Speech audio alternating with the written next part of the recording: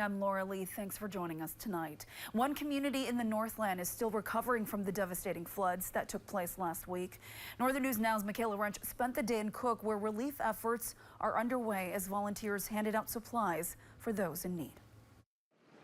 I had my driveway wash away, and one of my high tunnels collapsed, and it crushed some tomato plants. I'm a specialty crop grower. Missy Bacaroch is a local farmer. Like many in Cook, her property was damaged by flooding. However, she wanted to help the community by offering her time volunteering, handing out supplies Tuesday at the City Fire Hall. She's providing a valuable thing that we value highly at the Red Cross, which is psychological first aid. What she didn't realize was she was offering so much more than that. We provide that listening ear, allow people to share their stories and the way that the disaster has affected them.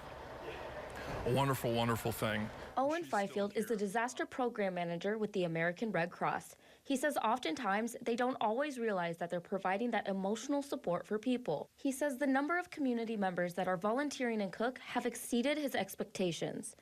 I am meeting so many people in my community that I didn't know that I recognize, and I feel like I have like 100 new best friends.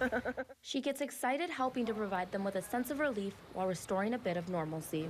We're a modest community, so we're going to have we have a lot of affected people, and so this is a marathon, but right here for the immediate needs, that's what we're doing. In Cook, Michaela Wrench, Northern News Now. What a great community to come together. Volunteers will be at the fire hall every day from 8 a.m. to 8 p.m.